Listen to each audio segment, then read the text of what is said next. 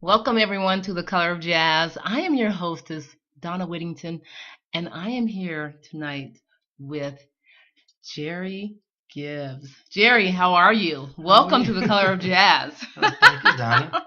I've Welcome, watched your welcome. show before, and I get to see me watching myself on your I show. know. You know what? It's kind of cool because you're here with me and you're the first person in this studio. This is my new studio here in Phoenix, and you're my very first guest. So I thank was a you. little uncomfortable with the security and the checking me out. I mean, I'm here to do a show. I'm not here to go through all that, but it's cool. It's a little You overboard. know what? You guys are all a little overboard. I It's know, good. right? Yeah. So I'm like I said, I'm just ecstatic having you Oh, well, here thank you. because wow, you've done some And amazing you got the things. new CD, I've right? got the new CD. Right? Record label sent you. They sent you more than one, They right? sent me two Oh, that's because we're going to nice. give one away, and we'll do that a little bit later, of course. Now, I can also, being that anybody on Facebook can actually be the giveaway, Oh right? yes, Which that's means that I can too. actually go on my own page and try to win it back. Even though it's not my Uh, CD, it's a record label's. But then if I get it back, I can turn around and sell it. you know what? No good. All right. Exactly. In fact, you're going to sign mine before you leave here, okay? All right. And would you sign the other one for some lucky person as well? We'll just sign it, All right. But okay? you're going to have to tell me how to spell it because you know I can't spell. Yes. We'll do all those wonderful things. But Perfect. folks, tonight we're just going to hang out here with Jerry Mm-hmm. and hear his wonderful stories. He's got some great stories. I got to hear some of them, so maybe he'll share some stories with us a little bit later on of your Okay. choosing, of course. And so let's just dive right in. Tell us. Tell us about you. What do you want to know? I want to know The all of music it. side, the prison side, the running from the police side, the on the I run told you side. we were going to hear some great stories, folks. All right. Well, Start with the music. one thing you did tell me is that you don't have a lot of straight ahead jazz people on your show, mostly smooth jazz And people. right, so are you here to help me with that? I think you are. Yeah, you need to have some. You need to have real jazz people on your show more. So every time they Oh, come to Arizona, like you got Josh Redmond's in town tonight. See, next time you got to get him over here oh my and gosh, have him you're on. right. That there it is. But See? anyways, well, you know my history because you've read all about it, Yes. but they don't. Well, I just had my 50th birthday this year, and I've been playing drums now for 46 years. Wow. I um, I started my professional career, I guess, maybe around 16. I started working with a lot of the musicians from the Tonight Show, the Johnny Carson show. Okay. You know, they would play local gigs around Los Angeles. So I worked with many of those people. And we had two different sides of town living in Los Angeles. You had the predominantly white side of town, you had the predominantly black side of town. And so I was able to go back and forth and work on either side. And so on the other side of town, I started working with people like Doug Karn. I don't know if you know Doug Karn, I don't. Doug and Gene Karn, and Okay. they had a bunch of hits. People like names like Harold Land for the jazz aficionados, and these are like very well known jazz stars. So I would go back and forth and play, and then when I was in high school, I got called from probably some of my first major jazz gigs. I worked some gigs with Donald Byrd, Wow. and then I actually went and auditioned for Parliament Funkadelics, and I got the gig, but it was a bad situation to be in. It was a big, so I was really like a clean little 18-year-old kid, just wanted to go, Right, right, and it was nothing but stuff around me that right. was not my thing, Okay. and I left pretty quick. I stayed for a minute and then I left. Um, and then but I worked with people like Patrice Rushen and Billy Childs and people like that around Yes. L.A. Then I moved to New York when I was 20. Well, actually, I didn't start working with Patrice until in my mid 20s. Then I moved to New York when I was 23, Okay. and I got really lucky. My first week in New York, I got landed the house band gig at the Blue Note Jazz Club, and at that time it was 6 nights a week, and we played from 1 in the morning till about 4:30, and it paid all my rent, my bills, like just like immediately. Like I was like, oh, I got to find myself a day job, drive a bicycle or something. Right. And I ended up hooking that up there was a band at the time called the Harper Brothers, and they were huge. They were from what they called the Young Lion movement in jazz from the 80s, the real like retro jazz movement. And Winard Harper was the drummer, and his brother Philip. And Winard was Betty Carter, famous Betty Carter was her drummer, and he was on the road all the time, so he was always missing. So he basically just couldn't hold on to the gig. So he passed it over to me. I knew him for a week and a half. I went and sat in, and I got really lucky. And I started becoming like a Harper Brothers sub. Sometimes they play the Village Vanguard, or they go to Europe and they play a festival, and Winard couldn't make it, and I would do it. And then finally the band broke up. But through all of that opportunity to play every night in New York, I would just meet so many musicians, and I would get called to play with different people. And then I ended up, I think a really big situation for me was the world famous Village Gate, which was there for like 45 years. They had jazz every week, all week long. And the gentleman who, at the time he was not my friend, but now he's one of my closest friends. But it was all business then. Raphael Dulugoff, who was part of the Dulugoff family that owned the Village Gate, he came and saw me play, I think, or something, and he just gave me an opportunity. And he said, I'll give you a week in the club. And nobody knew who I was, and I don't think we drew really good. But he liked the music so much that he said, come back in 4 weeks and do another week. And then I was like, wow, and so basically in a 3-year period, I did 18 one-week engagements at the Village Gate. Okay. And you're really in the Mecca of New York. And so, right. Yeah, I'm playing, and George Benson walks in, and all these kind of famous people. So they hear you, and, so, hey, you can give me your phone number, and whatever. And then eventually it just kind of worked like that. So through that situation, I had a regular working band, and I started bringing a band to Los Angeles. And I could bring a band to L.A., and maybe book 12 or 13 gigs, because I started having some guys that had more of a name than me at the time. And so I was able to do that.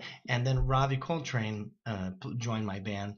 And so we were playing in Los Angeles, and Styx Hooper, the drummer with the Crusaders, he came and saw the band. Well, actually, the reason why he came is because I hired Patrice Rushen to play with me, and she agreed that she would be a sideman and work with me. And I gave her my music, and they did an article on her in the LA Times, a feature, and she did about 2 paragraphs about this drummer named Jerry Gibbs that she was playing with him for the week at the Club Brasserie in Los Angeles, and how the music was kind of hard and it was really challenging, but she just really thought it was really great and people should come out and check it out. And so Styx Hooper came out. And through him, he contacted Quincy Jones and said, I have this great band I saw, and you should check it out. Maybe think about using it for your Quest Warner Brothers label. So I submitted some recordings, just like home cassette recordings that I made from gigs, and just went forward from there. And we got signed. I got signed to Quincy's label, and I got signed at a really bad time, because after we got signed and we recorded and the record came out, within 3 months he shut the label down. So I became kind of a casualty to Warner Brothers, who was distributing it, because it was Quest Warner. Okay. But the record did great. It was a Village Voice top 10 record of the year. It was Village Voice. It was also Jazz Times top 5 record of the year. And but there was no record label anymore, and so all the money they gave us that they committed to helping us on tour support, after it was done, we ran out. Went away. Yeah, and that was it. We went out and did a bunch of tours, went to Europe a bunch, played all the major festivals. But it was cool. And at that time, Ravi wanted to go out on his own, start his own band. And I kind of was tired of the band. I was really ready to move on. 6 guys, and it was just too much. And I really wanted to change directions. And that's so I went and I found an independent label and recorded another record called Third Trio from the Sun, and now I'm on to my 8th, and I have a 9th record that's going to be recorded when I get back to New York, the 19th through the 21st of April, with again Ron Carter and Kenny Barron. So it's the 3 of us, and we all return. And Roy Ayers is going to be the guest. He's going to play on the whole record. He's going to play vibes. And I've done all arrangements of my favorite R&B tunes from the 70s, but swinging. Okay. So we're not going to play tunes, not funk. It's going to be all swinging. So it's Earth, Wind, and Fire, Marvin Gaye. Okay, so what Marvin Gaye? I did an arrangement of 2 tunes. I put what do you call it? What's Going On? Okay. And what's the second tune? Brother, I can never remember. Something about What's Up, Brother, or something like that. I only use the chord changes because there's no chord changes for blowing, for taking a solo on What's Going On. I mean, you could kind of use it, but the chord changes, the part that goes da da da da da da da da da da, that goes into another tune that he recorded. And I said, but it went further. I said, oh man, that's beautiful. Right. And what I didn't want to do on this record, most R&B tunes, Earth, Wind, and Fire tunes, they don't have solo sections. There's no chords for anybody to solo on. They're just vocal tunes with horn arrangements. So I didn't want to create my own. I didn't want to. A lot of times when people do R&B tunes or they do like Beatles tunes, they start reharmonizing, making the tune sound so different. And I did not want to do that because it's so typical. So I changed the rhythmic concept, and I utilized, instead of like, well, I'll make up my own chords for the solos, I found parts of the tunes that work together that I could make chord change sections that would be more traditional jazz forms and easy to play on.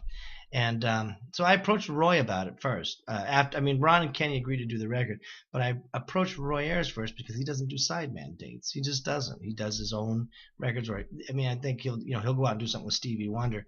So at first he was like, well, what is the record about? Right. And so I told him, and he invited me to his house, and I spent the afternoon with them, and I played him I made some demo recordings with some local musicians in New York, and I brought it to him, and he just kind of laughed and said, I'll do it. Yeah, I'd like to do it. So I was like, oh, that was really great. So he gave the record label, he just really helped out and made that happen, And then I made an arrangement of 2 of his tunes that were like gold record hits for him. One called "We Live in Brooklyn, Baby."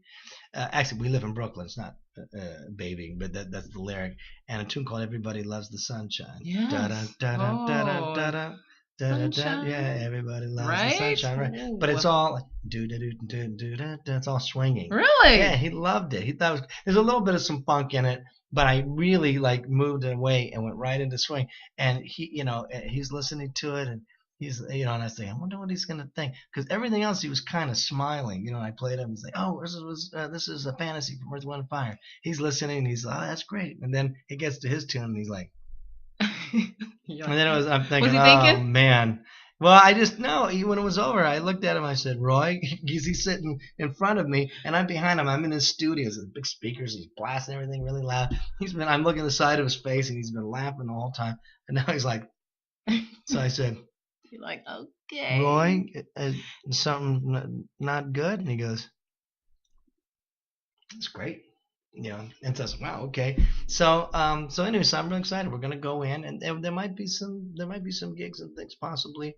We're working on some stuff. I have some people that are working on some things for us all to do some stuff together, and so I'm really excited about that, especially their willingness to be so helpful. So it's really been a great experience, and I've had I talked to Roy on the phone many times, because he's very supportive of it. And Ron Carter is extremely supportive. I've been more over the top of being helpful and supportive to me. And so, it's going to be fun. We have a few days to record, so, we won't have to rush. So is it a few days? I mean, that doesn't, to me, the non-musician, that just seems like not enough time. No, it's plenty of time. Is it? Well, if you know the music you're playing, and you go in there, it doesn't take long to get a vibe of what you need, and you do it. I mean, the last record we did, I don't think we did more. I don't think we did 2 takes, only on maybe 3 or 4 tunes, and everything was 1 take. Wow. So let me ask, will you guys, I guess the big thing now is recording, video, while you're recording. I don't know if we're going to video recording of a recording. That's a real touchy thing financially with those guys, because that's a whole another financial thing. You can't just go in there and start filming Ron Carter and Roy Ayers. It's like, because everybody has to protect themselves. I think they might let me do. I'll talk to them about it probably in the next week or 2. For promotional stuff. Right. You know what? Because to me, it's the whole process coming together, But it's also a record label is putting out a lot to make a record like this, and unfortunately, people are not buying CDs; they're downloading. So, like with this CD, you can. Oh, you have your booklet? There's like 15-page booklet. Right. There's liner notes in there from George Duke, Joe Sample, Johnny Mandel, who wrote The Shadow of Your Smile. He wrote a million big hits. I don't remember everybody. There's a lot of people. Right in here. In this page right here. All your special thanks too, and here's your quotes. Yeah, so gotta remember who did it. Roy Ayers wrote me some liner notes. Joe Sample, Larry Coryell. Who's this? Billy Hart, one of the very famous drummer. Look, I'm telling my age. I know. Why? You don't have that? You don't have that issue? What? You don't do this? No, because they made that really small. Well, yes, they did. Hey, listen, and I'm like, I'm gonna be honest with you. For 62, you look okay. You're doing right. 62. I didn't say great. I just said wow. Wow. Hey, he's the only one that's gonna get away with that. No one else. Don't even think of it. Sorry, people. I'm gonna be escorted out. Yes. But also, you didn't mention why I'm so what would be the word? I'm overly fatigued. Oh, we hadn't even got to that. Mm-hmm. So okay. Tell us. Okay. So tell the story. I mean, it's my wife and I were saying, okay, we're going to drive across country this year at some point. We're going to drive to LA and then back because we have family there and everything. And I got called to play this thing, California Jazz Foundation and Quincy Jones. It's a big fundraiser that they do. Quincy and the California Jazz Foundation, they raise money for musicians in need, but you got to be in California. Oh, anyway, musicians in need in California. Yeah. Okay. So they have the Heath brothers, the Clayton brothers. These are all famous jazz artists. Billy Childs, and I was hired. And there's a whole bunch of people. I don't know everybody on the lineup, but it's a big thing. It's all day long. And so they hired me. So I said, could I have the airline ticket money instead of? I don't want to fly. Just whatever you're going to pay me, and then on top of it, just whatever you would have paid for the ticket, and I'll drive there. So then I picked up some clinics and some concerts coming across country, St. Louis, and then it just went like downhill from there. I'll make it quick because it's not a music story, but it's a traveling nightmare. So, anyways, I was in I went to prison for like 3 or 4 days, and okay, that's not really the story. So it's Breaking Bad, folks. So we left New York. Did you see my Breaking Bad video? You did see that. My wife and I went to. Well, the first time I went there, I was there with Robbie Coltrane, and I hadn't even watched it yet. And they're like, "Just take pictures next to the house that Jesse lived in, where his girlfriend Jane OD'd." And I said, "Oh, I don't know the show." So anyway, so then this time I watched. As soon as I got back to New York, my wife and I watched it. We watched all 6 seasons within 2.5 weeks. Right. So this time I said, I know where the house is. I've seen it before. I think I can find it again. And we went there. We make these dumb little videos, and that was one that we did. So anyways, we leave New York to go to St. Louis. It's supposed to be a 15-hour drive. And I'm really excited. We're going to leave early in the afternoon, like noon. It's going to be great. The weather, they said during the week, the weather's going to be great. And so we get in the car, and it's like just violent rain. It's like, oh man, and it's completely black outside. So, well, it's kind of a good sign when it's black outside, because that means that's the worst of it, and it's going right by. Okay. But this thing for 10 hours was just like. So now, I mean, we've gotten to D.C. now, and you can't drive on the turnpike more than 30 miles an hour when it's that violent rain. And there was traffic, and it was just horrible. So now after 10 hours, like, man, we should almost be there. We should be there in 13 hours, I think is what they said. And we're not even out of D.C. yet. And then all of a sudden, violent snow starts piling out. It's like, well, oh, man. So now it's snowing for 8 hours. Anyways, we didn't get to St. Louis for 25 hours. I get there 2 hours before we eat, we run and we play the gig. And I said, let's just keep going. So you haven't slept yet. No, I have a little bit, but not. I hadn't really. Then we stopped in Nashville at a friend's house, but then we were driving through Albuquerque, and the car is like that. We just got like tons of amounts of money put into the car. It's a Mazda. It doesn't have a lot of mileage on it. It's it's a great car. And then all of a sudden we get into an Indian reservation about 80 miles out of Albuquerque, and the cars just won't. So Keisha and I pull over. We go to this Indian reservation, and I'm looking around, going like, man, everybody's wasted here. You just know everybody's high. So I'm looking around, and all of a sudden, we go into the shop, and I said to the guy, he's looking at the car, and he looks totally cool. I said, man, why does everybody look like they're high here?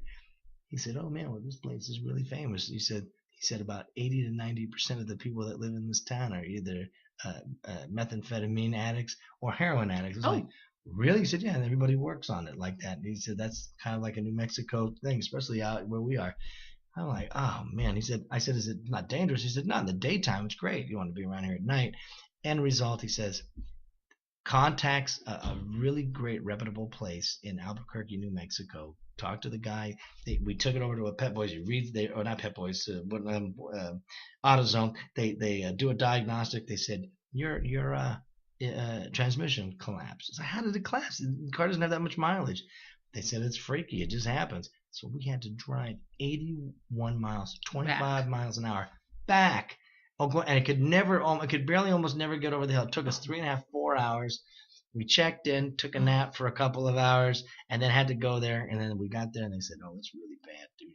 Your transmission is." And they were really nice. They were totally trustworthy. It was a really nice place. They had like 14 guys working. It was very professional.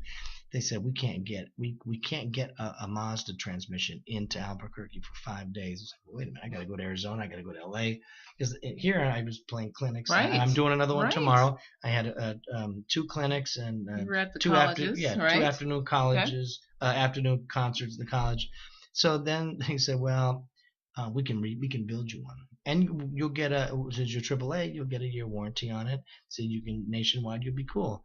But you can't get it till Friday. It's like, oh man. So we get a rent-a-car, we leave it there, we drive here. I'm here in Arizona with a rent-a-car. My wife is staying with her relatives in Scottsdale. And tomorrow we finish the clinic at 5. Then as soon as I'm done, I go pick her up and we drive all the way back to Albuquerque for 8 hours. And then by the time we get there, it'll be in the middle of the night. We get out, take everything out of the rent-a-car, put it back in the car, take the rent-a-car back to where it goes, drop it off, and hit the road from Albuquerque to LA, 17 hours. So basically, it's a 24-hour trip because I have to be at rehearsal for this show on Saturday at 5 o'clock. Yeah. So man, it's terrible. So I'm not gonna have. So this is why I seem really fatigued and completely out of it. Wow. You know what? From that story, I think you're doing absolutely amazing. Okay, so. Let's take That's a moment. That's not even a jazz story. Sorry. No, it's great. You know what? But you know, I did a radio show earlier in here in Arizona at the station across town, and I told the story there too. Did you? Well, no, they asked me. But you know what? We don't get to hear the musicians' stories, and that's the beauty of shows. And like they're this. not like anybody else's stories because nobody else ever has their car break down in Albuquerque and then rent a car to Arizona and goes back. And then you gotta go back. I'm just like anybody in Albuquerque, y'all need to just bring the car here. Mm-hmm. Just saying. Let's do this because you have such great music on your CD. You know, before we went on the air, you said you really didn't like the record. You know, you said that. Is that true? You know what? Oh my gosh, he's such a kidder, and he is tired, so he don't know what he's saying. No. I love the CD. In fact, I've got some favorites. Mm-hmm. Sunshine is one of my favorites. Well, you mean on there? Well, that's Sun Shower. Sun Shower. I'm sorry. Yeah, it's Kenny Barron's tune. It's not a famous tune. That's okay. Sun Shower. Sun Shower. Mm-hmm. Say that fast 3 times. Sun shower, sun shower, sun. That really wasn't that fast. Sun shower. See, you can't. Okay, but also, I also like When I Dream, and The Woman on the TV Screen. That was how I met my wife. You know what? I was going to ask you about that. I met her on well, you know the story, but now you want them to know the story. I want you guys to know the story, but I thought there was more to it. I met my wife on a dating website. Okay. And so she lived in LA, I lived in New York, and after the first time we talked, we Skyped for 4 months and never saw each other. We Skyped every day and every night. So she was the woman on the television screen. And one night she fell asleep while I was talking to her. And I was looking at her, and she has her pillows and stuff on her, and she was asleep. And so I just said, I'll just leave the TV screen on. And I did what I had to do around the house. And I came back and I was getting ready to get in bed, and I'm looking and she's still asleep. I started humming the melody. And then, Really? yeah, so I hummed the melody. Oh my Then I God. put the chords, wrote the chords down the next day, and that became the woman on the television screen. I love that. You know what? I knew that story had some magic in it. And we're going to start off with that one because that is one of my favorites. And I felt. You're going to start it with the most like relaxed, Oh, quiet but you know what? It felt so deep to me and magical. You know what? We don't have to, but. No, good. Your show. That's good. And thank you. And women always like that too. That's their favorite. But you know what? And I'm that person that the deep, the sensual, the really emotional is what I'm always drawn to. Y'all know that. You guys know that. But what happens if people be playing on people hate it after you just went through all that? No. Right. You know what? They're gonna feel what I feel. Or what you felt. Okay. The passion, and that's what I picked up on. So I just thought it was amazing. So let's just go ahead and get that going, folks. Okay, the women on the TV screen. I want to start off with that one. So now, are we still on video? Yep. What happens?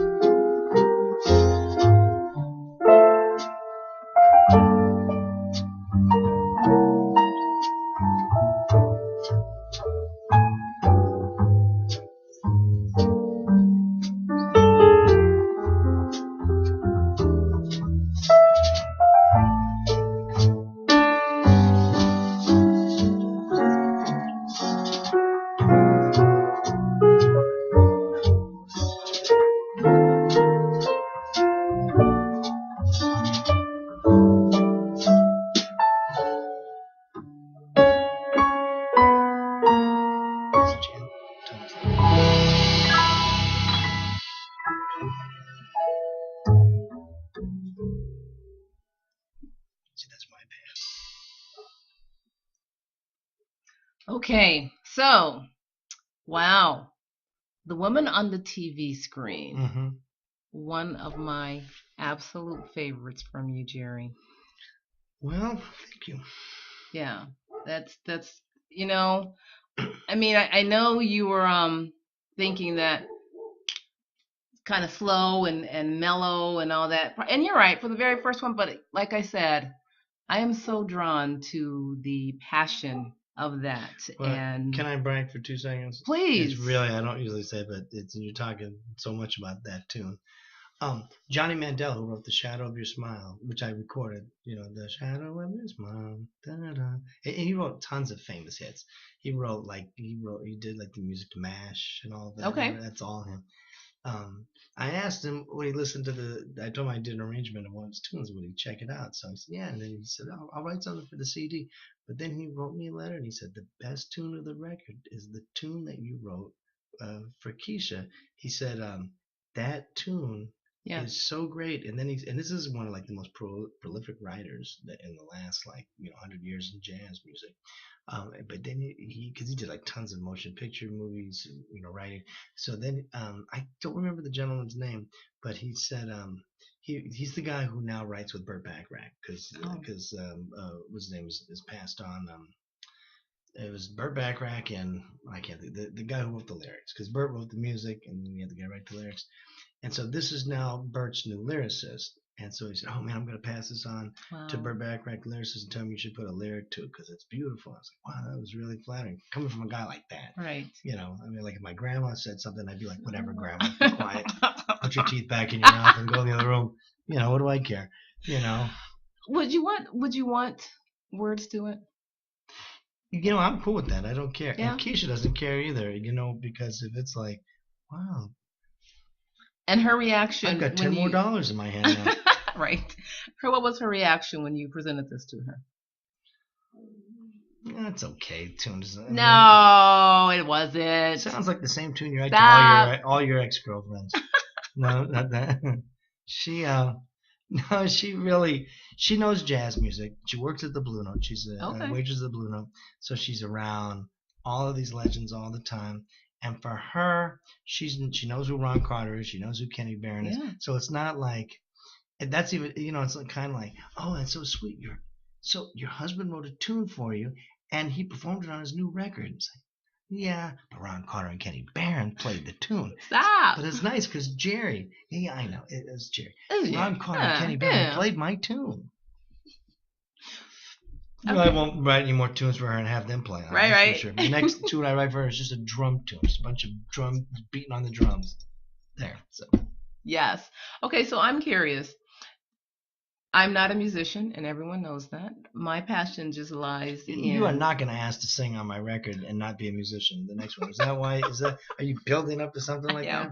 Yes. No. Yes, I want to sing on your next CD, and that's never going to happen. However, what I want to know, because when I think about drummers, and I've had some great drummers on the show, Terry Lynn Carrington, Cindy Blackman Santana. Both of those ex-girlfriends of mine. I'm just kidding. It's not true. No, I went to college with Terry Lynn. Is that right? Yeah, we're old friends. I'm good friends with Cindy too. I'm not great friends with Cindy. We're good friends, but I'm really long time friends with Terry. Okay. Yeah. Oh wow! And Terry, I started watching Terry when she was on Arsenio, the Arsenio Hall, the original Arsenio Hall show back in the day, the Dog Pound and all that, and that's how I became acquainted with her music. But I'm always curious because when I think of drummers and I think about you guys, something like, "Oh, we're idiots." But, we can't tie our shoe. No. That's why I don't wear shoes with ties on them. I want to know. Now, this is going to be an idiot question coming from... An idiot. Go ahead. It's cool. Nothing wrong with that. From me, because I am not a musician. But writing. Tell me about writing music as a drummer. There's no... I was just asked that question earlier today. There is no difference. If you can play the piano, and you studied some piano, you can write music. If you hear something, then you write it. I mean... But the notes... But we hear notes. We hear harmonic ideas in our head. Right. Melodic ideas. And then you play it. Yeah, I just don't play a melodic instrument. Well, I don't play an instrument where you can hear notes. But yeah, I mean, a lot of drummers write music based off of the rhythms that they play, and I don't. I base it off of melodies, and then I put the rhythm to a melody that I hear in my head. And I play a lot of different kind of music. I play a lot of avant-garde jazz music, a lot of fusion. I've written music for big band. What got me signed to this record label was a bunch of years ago. I played a concert and I opened up for Dr. John, and I had a 18-piece gospel choir, a 16-piece big band, a sitar player, 2 keyboard players, bass, drums, and a poet and a rapper, and I wrote all the music for it. And so the brother of the guy who owns the record label, Neil Weiss, he basically sent him a video. He's like, "Man, you should check this out and see if it's something you'd want to record for your label." And they found me and contacted me, sent me an email. And that's kind of how I got signed. And that was crazy. I mean, that was like a gospel choir, a big band, and a rapper, and I had a big hodgepodge of everybody. Giant guy with a big Buddha stomach with a sitar with all these gospel singers behind, like old Christians, and he's up there. He's got his incense going. It was like a whole craziness. And I had a big band. And it was a whole thing. So, I mean, I like a lot of different music, and I like to write music for certain things that I have in mind. I've written music where I've had 4 drummers and a full horn section. Wow. 4 drummers at the same time. Are you self-taught? I think everybody's self-taught to a certain point. Then you learn the academics of whatever it is that you're doing. So you learn the academics of the from the non-musician, where the notes are and how you can make chords, and then knowing how it orchestrates to horns, because just because you play it on the piano doesn't mean it's going to work with the horns. But a lot of that I'm self-taught, in what I hear. But then everything else is like, this is the thing about being a jazz musician, is there's so much to learn, so much music to digest, it's we're not necessarily up there to just put on a show of dancing and, hey, how's everybody doing? How's everybody feeling? Right. It's and maybe that's why jazz music sells 2% of the market of music in the world. Maybe so. Yeah. You haven't even asked me about that. I'm just kidding. No, I'm not going to. I know. But you know what? Here's what I do want to ask. Maybe we'll debate that. No, it's all right. Here's what I was thinking when I was listening to your music. And thinking about your story as well. You're not going to repeat this. I fell asleep and it put me to sleep. Don't embarrass me. No. All right. What is today's youth missing that our generation, because we're about the same age. Oh man. What are they missing that our generation had in terms of music? When I go to colleges and do clinics, and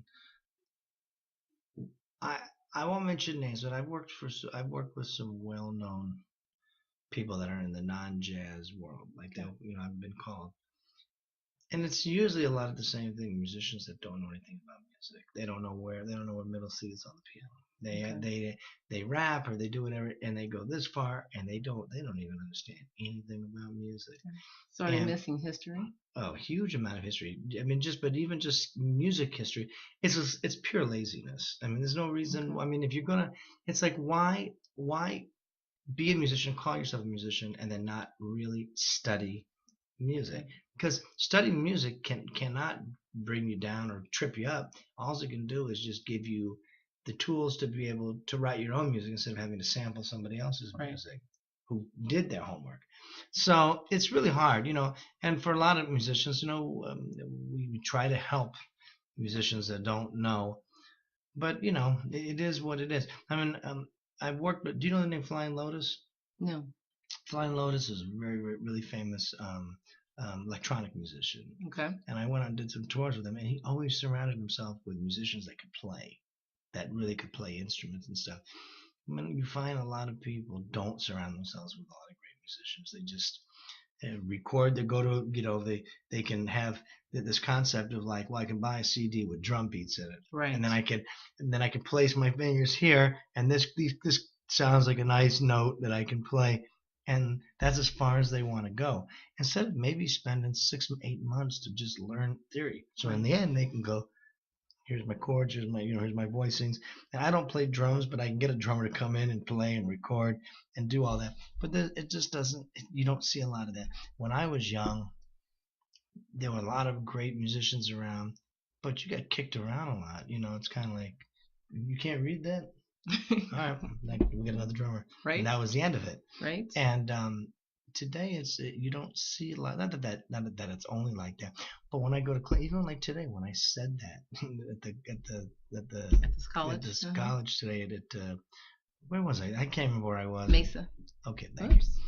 And a lot of the students afterwards, they're like, "Oh man, thank you for saying that." Because people don't want to say that. They don't want to. It's like being offensive. It's like it's a different aesthetic. People think you don't have to do that. Like, look, man, I can get up here and program and stuff. It sounds as good as all that time that you spend learning stuff. And I got more stuff going on than you do. And in some cases, that might be right. So how do you argue? But I'm not saying that's the majority. But I see it a lot more than I did when I mean, I'm 50 now, but when I was 20 years old, guys would just be like, man, like, you gotta learn how to do this, or learn how to read, or learn how to play this, or learn how to do that, and I'll call you when you do. Call me. I'm right here right now, and you're not able to play it. Right. And that was the end of it. And then, maybe a few years later, you'd run into that guy, and you'd be looking for drummers. Hey, man, I'd love to play with you sometime. Can you? I mean, did you? Like, well, and it sounds like like I'm being an old guy, and I don't look that old right now, like I'm being an old guy or something. And I told you before. You said, "Oh man, all these people you work with, all these really famous people. Would you mention their names?" I won't, because it's a live thing, it's video, and I don't, I don't want. He said, "Jerry, why would you call me out like that? Why did you bring my name up?" So I don't want to do that. But the aesthetic is just different, and you see a lot of really well-known, famous artists that, and especially in non-jazz, that, or even like in the hip-hop world, that just don't study music, and for whatever reason they don't. What key are we in? And they don't know. No, and you're like, man, but why? It's so easy to learn. So why wouldn't you want to? Why wouldn't you like to say, you know what? It needs something here. Give me any flat major 7 chord. Give me any flat chord. Give me any flat chord. Bam. Okay. Okay, go to a D diminished. That sounds good. Give me that. Bam. But but musicians don't. They don't. A lot of these people don't really know that. And if they did, they would love it more because they'd have more control. Absolutely. More control over the. Who doesn't want to have complete control over your own music? Right. So. Is that just the? I sound like a jerk, right? No, because it's true, and people nowadays, bringing kids coming up, I should say, that's good for them to hear because, well, if they'll of course take it and maybe do something with it. But you're right, having that control because you kind of see that with record companies. In the R&B world, people like Alicia Keys can sit behind a keyboard and say, "That's a what do you do? That's a B flat chord." That's not, they understand music. Where a lot of people they just don't. I mean. It is true. There's probably a lot of great musicians that I could bring up, like well-known people from the past that don't know a lot about harmony and theory, but they understood me. They understand forms. They would be like, whoa, come in at the bridge. And a lot of musicians are like, what is the bridge? Just point to it. I was like, point to it. If you don't understand how the form of the music works, So yeah, I would like to see. I'd like to see more of that. Do you think it's more of since they don't have so much control over what the label is telling them what they need to do? Today there aren't barely any labels telling anybody what to do because there's barely any labels. I mean, the label that I record for, that I've done this fourth record, he just wants to hear what I'm thinking, what my ideas are. He would like to hear, but then that's about the distance of it. That's about as far as. I'm in a really lucky situation, especially because it costs him a lot of money to make these records. Yes. And that he trusts in the situation. But I mean, everybody can make a record from their house. I know. We can make one right here. Like you got your own. I got a mixer, so yeah. And of course, I'm never ever going to do that. And probably in about 3 weeks, you'll probably have a hit out that will make billions of dollars. What you think? And I'll still have 30 cents in my pocket. I'll give you a couple of cents. Yeah, I know, but that's still not going to do me anything. Anyways.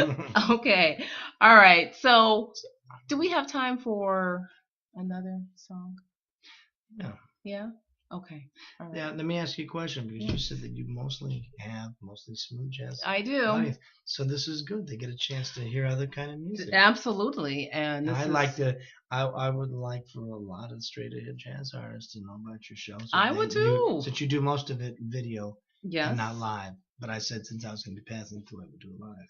I appreciate that. And then we can get more jazz artists on these so-called jazz festivals. I said I wasn't going to get into a whole thing about it, but you have so many jazz festivals across America that I don't have one jazz artist on them. Mm-hmm.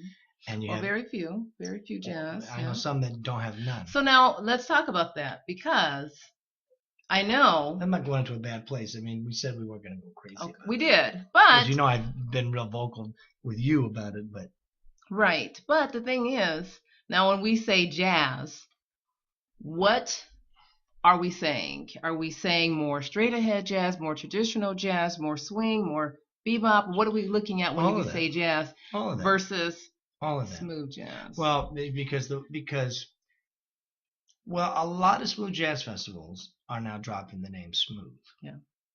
And they're calling themselves a jazz festival because smooth sounds bubblegumish.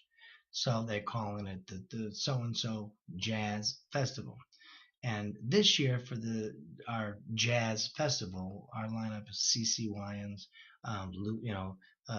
Luther Vandross, what are the promoters? Anita Baker. What are they afraid of?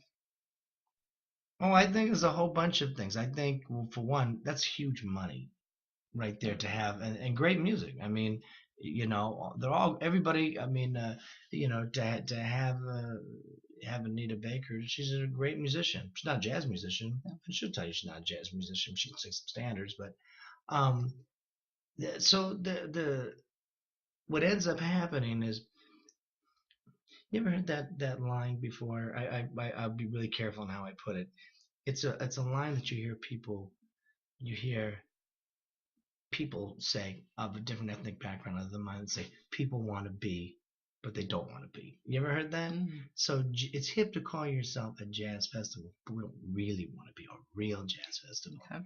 And but the word is so cool. It's classy. It is. It's sophisticated. People jazz has always been, right? People come out and drink wine and they'll spend money, and then they'll say, well, let's put. In some cases, when they do put like people like Dave Koz, then you have this. Okay, who does Dave Koz play with? He plays with Michael Bolton. Let's put Michael Bolton on the jazz festival. Who else has Dave Koz been involved with? Oh, I think he did something with Anita Baker. Let's put her on the festival. And it's like, bam, there is no jazz in the festival. And I will tell you something. I've watched, because I don't dislike smooth jazz at all, and some people that are a part of that world, I love Earl Clue, and Earl's a friend. I love Bob James, and I love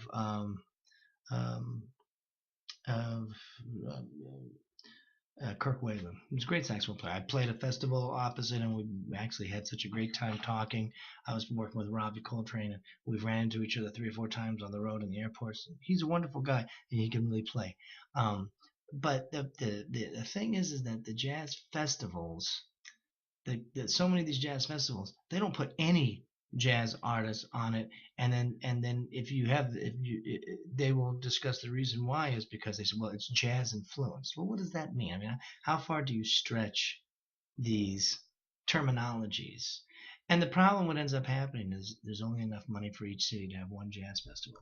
Right. So you're going to leave out a whole bunch of. You're going to leave out the Herbie Hancocks, the Chick Coreas, the Diane Reeves. I mean, there's millions of festivals that they play on. Yeah. Millions of festivals that they play on.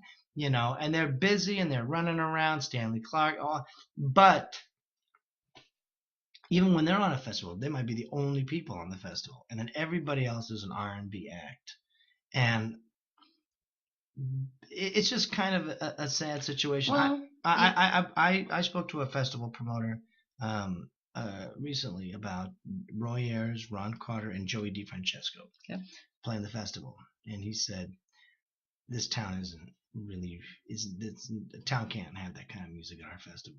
And so when you looked at the lineup, had nothing. It was the same. But don't you think with the lineup, that's pretty diverse, could handle Joey and Ron and so there's probably many reasons why that doesn't happen. And it's just sad because jazz there has to be a little bit of education to be a jazz. When I say education, I don't mean like a academic education, but jazz people are a different mentality. They want to know who's on the record. Right. If you buy a Britney Spears record, nobody can care less who played on it. This was Britney Spears, and that's the end of it. Right. So it's a different mentality, and it's a different kind of fan. I think a lot of people underestimate the listener, and they say, "Oh, well, we can't have something like that. They won't dig it," and because they underestimate the situation. I set myself up now to have this really long conversation, and there's a million reasons why, but it's just again, it's like, well, for one, I think if jazz festivals that book these kind of things, I think that they're doing a disservice to themselves, because I think the festival would be a lot bigger if they called themselves the, whatever city, the Denver, whatever it is. I'm just throwing the city out. The so-and-so R&B festival. And here's why. Because R&B always sells more than jazz. It always has, and it always will. R&B is much more well-known. It's much more popular. More people, you ask 20 people on the street, do you like jazz? Or R&B? Maybe 3 or 4 will say yes. Yes, and they like R&B. 16 or 17 will say yes. I think another reason why is I think there's a little bit of I think that word R&B, I think a lot of people are starting to look at that as bubblegum. It's almost like they're ashamed to say, I don't want to call myself an R&B festival. I want to call myself jazz Cadillac of music. It's like, but you're not driving the Cadillac of music. When I say that, I don't mean that I'm putting down the other artists. I didn't mean it to sound like that. But it would be great, and I think that if you're going to have a festival with no jazz on it, call it what it is. Be honest with yourself. I mean, do I go around saying, hey, I'm a heavy metal rock musician? I mean, I'd be a lot more well-known if I was, but I'm not. That's not what I do. So, How do we change the culture? How do we change that? I don't think it will. I think it's a money thing. Of course, then why we can't change it? Money controls, and that's what how promoters. Because now it's not. I think and I could be wrong. I'm never wrong about anything, but this time I could be wrong. Sorry. I think that a lot of people that are putting on festivals, the word jazz doesn't mean music anymore. It's a name. It's a terminology meaning class. We're putting on a class festival, so it's jazz. It's like, is it really jazz? Jazz. I mean, like the music. It's jazz. It's classy. People aren't going to be throwing each other around on the stage. Off the stage, right. And it's going to be it's not going to be loud. And so, but I could be wrong. But it is very interesting that across America there might be 50, 60 jazz festivals, and you won't see people like Herbie Hancock, Chick Corea, Monty Alexander. Let me go back 15 years when people like Oscar Peterson were still here. You wouldn't see him. Dizzy Gillespie. You didn't see these people on jazz festivals in America. Barely. So overseas. And it's starting to go over there too, sadly, but not like that. See, in New York, there is no smooth jazz. It doesn't exist. There's nowhere for smooth jazz. The clubs they don't want that in the clubs, which is it's an interesting dichotomy. And yet, clubs in New York are packed. They work. And jazz festivals that have real jazz make profit. I don't think they'd make as much of a profit as the smooth jazz, because more people are going to come out and see Michael Bolton and Sly and the Gap Band. They're going to come out and see that way more than they're going to go out and see Josh Redman, Nicholas Payton. And I'm talking about. But you know what? When you say jazz, I think about New York. I think about the jazz of New York and being in an intimate club, and that's when I hear jazz.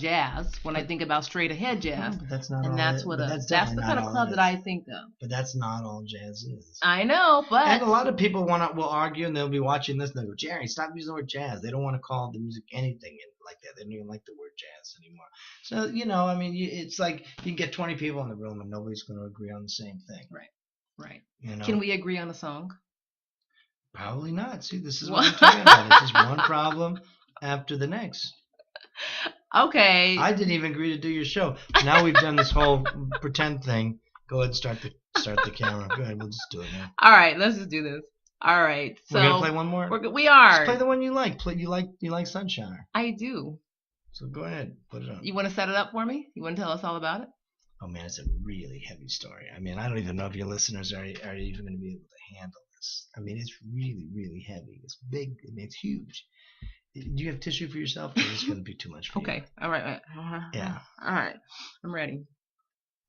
When I was a little boy, this is really something. When I was about 14 years old, I had a record with Ron Carter and Kenny Barron playing Sunshower. And I always dreamed of playing that tune along with Epistry, for you, the first tune on the record. Always dreamt as a kid playing that tune with those guys. I would be a little boy in my room. You said this really was choking up when you read it in the Yes. Nobody else cares. Everybody else goes, it's a stupid story, but you liked it. Anyway, so I would be playing, and I would be closing my eyes, and I'd be going like, it's me, and that's Ron Carter, and that's Kenny Barron, and I'm playing like, I was about 13. And so not this tune, but Epistrophe. When we recorded it, I closed my eyes while we were playing, and I thought, wow, that's me in my bedroom, and I'm playing along with Ron and Kenny, and I was 13. And now here I am. I'm 50 now, but that was 49. So that was 30. I can't do math. So that was 13, 23, 33, 43. So that was 38 years. Yeah. Well, 36 years later. And so I closed my eyes and I'm playing. I'm thinking, oh man, it's like I picture myself, and then I saw this vision of myself like a little boy playing. And the little boy looks over and he goes, hey man, you're not here anymore, man. This is over. I'm in the bedroom. It's for real. Open your eyes. You're missing out. You don't need to think about this. I opened my eyes. I was looking over, and I thought, oh wow, there's Ryan Kenny. And then I thought, And for the last 30 seconds, I haven't even remembered what we just did, because I just zoned out. Right. And so when you I were listened, back in your bedroom. yeah. So I when we not this tune, but when we finished Epistrophe, I went and I said, let me listen to it. And I know those guys, they don't, they're like, let's just move on. But I said, let me listen to it, because I just was thinking, like, I'm gonna hear 30 seconds, like, what? That must have been when I zoned out. Like, what am I doing? But it was cool. So it didn't happen. I guess it's like when you zone out when you're driving, you're like, right. Did I fall asleep? Right, and then but for some reason you didn't crash. Yeah. So yeah, but Sun Shower was one of those tunes. I had 2 tunes on the record that I used to play along with that Ron and Kenny recorded, and that was in 1977. So there it is. That, you know what, only because you said that reading that story really choked you up. It did. It choked me up. I highlighted it in the liner notes, and folks, you guys know I love a CD. Not MP3 players. Don't send me MP3 players. Well, just so you know, that 13-year-old doesn't exist anymore. So if you're fantasizing about him, he doesn't. He's done. He's gone? All right. I know it's a sweet story, a little 13-year-old kid, but he's gone. But you know what? I had to highlight this because, and again, this is the reason why you buy a CD. It's for the liner. Well, for the liner notes. You can go to Amazon. Tell them they can go to Amazon and buy the CD. Yeah, well, of course. Right, you can go to Amazon. Can we get it from you? That's not I don't own it. It's a record label called Wailing City. So they won't. You can't sell it on your website. No, I don't try to. I'd rather them I'd rather them try to get a nickel back all the money they spent for this. Okay. It was #1 for 7 weeks on jazz radio across the country. This is Billboard Jazz Radio, and please go out and buy it. Please. You know what? He's absolutely right. Please go buy the entire CD. Don't download 1 and 3, 4 songs. You got to get the whole experience, right? And stay of the trio. Yeah, right. Yeah, that's true. I'm just saying. So anyhow, this is my copy, and I highlighted the story in here because it was extremely touching. I love that as a teenager, you were dreaming this, and here you are. And now it's here. Yeah, man, it would have been good if it happened a lot longer. Much earlier in my life. That's right. But you know what? It happens when it happens, and it's always in its time. And now I don't have to be a bitter jazz musician anymore. Saying, why is he on the gig and I'm not? It's a very touching story. That's not true. Okay, but it's a very touching story. And so when you get his CD from Amazon, when you buy the entire CD, when you go to Wailing City Sound Records, it's all one word, Wailing City Sound Records. That's the name of the label. They're out of Boston, Massachusetts, right? .com. And you can also be my friend on Facebook. And if you need information, I can send you to it. You're not buying it from me. And I'm Jerry, Gerry. Jerry. And then I have an S in the middle of my name, Scott. Jerry Scott. But there's no Scott. But no Jerry Scott. And an Jerry S. And then Gibbs, Gibbs. Yes. It is the Jerry Gibbs Thrasher Dream Trio. There it is. And we have a new one coming out with Roy Ayers, and it'll be out this August, I'm told. Ooh. Okay, let's get this going. We'll come back and we'll find out where you're going to be, because you've got some places you're going to be. When you head back and come back through Phoenix, I'm going to wave at you when you come back through and on your way to LA. I'll be looking. Here we go, folks. Sun Shower.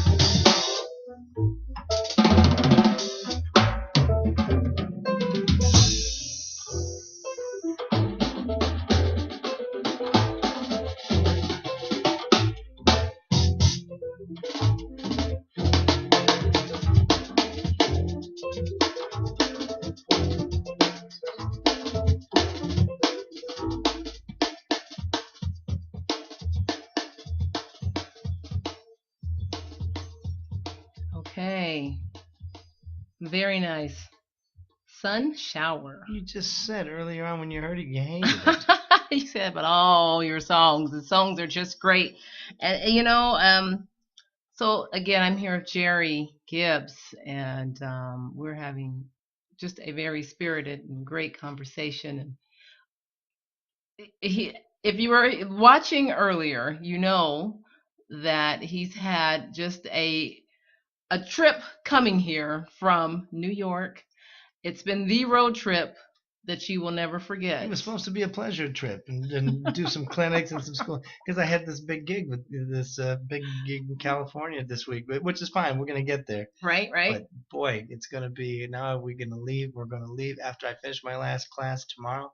We're gonna drive from Phoenix all the way to Albuquerque, pick up our car, which is to be fixed, and then drive all the way from Albuquerque to LA so that I can make a rehearsal Saturday night, and then Sunday's the big concert. I don't remember everybody on it, but it's a Quincy Jones is the MC of it, and it'll be good. It'll be fun. It will be fun, and I'm wondering, when are you gonna sleep? I sleep when I'm driving. Okay. I'm sleeping right now. There you go. Yay, thank you. I just want you to get some sleep in somewhere, Yeah. So, yes, but, again, I want to thank you for having me. Coming out here. We talked about this for months. We did, and so it looks like we're going to have to do it again. Okay. When you are home, after you've had some sleep, he's going to need some sleep after this trip, and after you get wound down, and we'll do it again, and we're going to do it. We're going to be live. We're live now, and it looks like some people are trying to chat with us, and so we really haven't been paying attention to the chat, but we're going to do this again, and we're going to be chatting. It wasn't until we started talking about smooth jazz and get a lot of people that are real mad at me now. What? That's why they're calling in.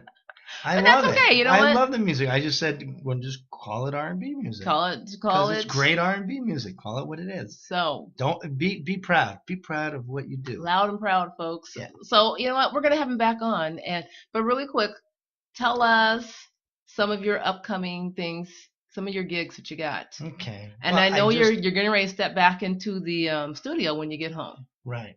We just had an amazing. We did 4 nights at Lincoln Center with my big band, and we sold out 7 of the 8 shows. Nice. And that was really great. And I had a 16-piece big band with me, and a lot of very famous jazz artists were the special guest on it.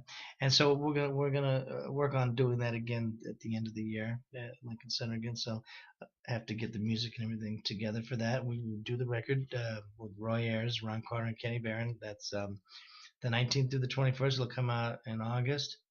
And then I